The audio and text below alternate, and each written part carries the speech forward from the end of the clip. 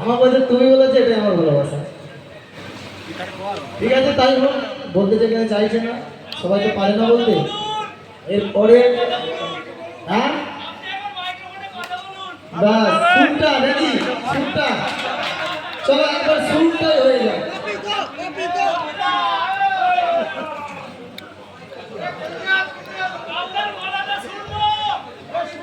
সবাইকে আমার দিক থেকে সবাইকে ধন্যবাদ।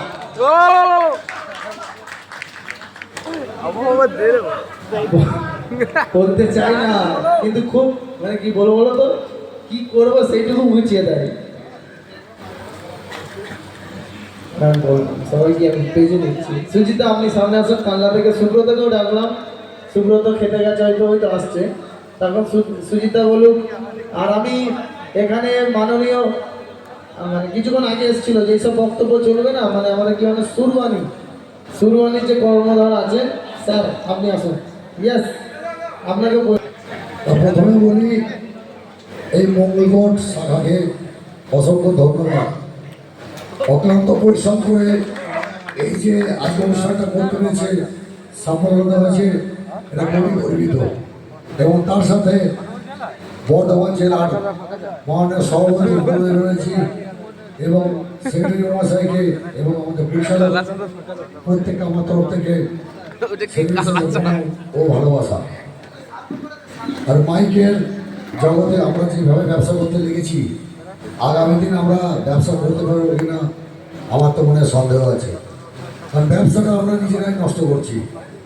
আমরা আরেকজনকে গাল দিচ্ছি মাইকে, ক্যাসেটে। এটা কেন করবো? এটা প্রত্যেকে বুঝতে হবে যে এই গালাগালিটা দেওয়া হচ্ছে মানে তাকে অমুকের বাচ্চা বলছি, তাহলে তোমার নিজের বাড়ির লোক কি বলা হচ্ছে? কারণ আজকে এখানে হারবেন, আজকে ওখানে আপনি জিতবেন, হার জিত তো আছেই। তাহলে আমরা ব্যবসাটা যদি ঠিক থাকি, আমার তো মনে হয় কাস্টমাররা সুযোগ দিতে পারবে না। সেই জন্য প্রত্যেককে অনুরোধ, আমরা হাতে হাত মিলিয়ে, কাঁধে কাঁধ মিলিয়ে ব্যবসা করবো। আর এই ক্যাসেটে যে গান বন্ধ করো, এগুলো সব বন্ধ করুন। আমিও বাংলা বলে ব্যবসা করি, কিন্তু এই ভাষাগুলিকে পছন্দ করি না। অনেকেই করেন না, হয়তো কিছু মালিক কাস্টমারের চাপে করেন, কিন্তু সেগুলো থেকে এড়িয়ে আসুন। আর রাত্রি বাজার জন্য আমাদের কালনার সমস্যা টাউনে, এই বিষয়ে আমাদের মাননীয় সভাপতিকে একটু বিষয়টা বলার জন্য আমি একটু অনুরোধ করছি, আমাদের কালনা টাউনের ব্যাপার নিয়ে। নমস্কার। আমি সুব্রতকে ডেকে নেবো। তোমাদের কি সমস্যা পৌরসভা এলাকা তো? প্রথমে জানাই Purba Bardhaman mike light sound and electric welfare অ্যাসোসিয়েশনের পক্ষ থেকে সকলকে গৌরীকে অভিনন্দন। অ্যাকচুয়ালি আমি রিসেন্ট একটা ঘটনা বলছি আমাদের কালনার সম্বন্ধে। আমরা একটি জায়গায় রেড জোন করেছিলাম।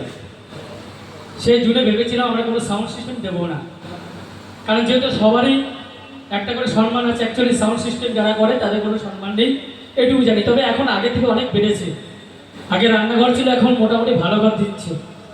কলাবাগান থেকে তো উঠিয়ে নিয়ে এসছে। তাই বলছি, যখন আমরা রেড জোন করেছিলাম সেইখানটায় যে কোনো পাড়ায় প্রধান থেকে শুরু করে পঞ্চায়েত থেকে শুরু করে পাওয়ার লোক থাকে, ঠিক কিনা?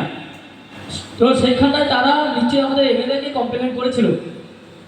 তো এমএলএ ডাইরেক্ট আমাকে ফোন করেছিল, ফোন করে বলেছিল যে তোমরা যদি সাউন্ড সিস্টেম না দাও, আমরা বাইরে থেকে সাউন্ড নিয়ে আসবো, তারপরে দেখি তোমাদের ব্যবসাটা কে সামলায়। এরকম ধরনের একটা কথা হয়েছিল।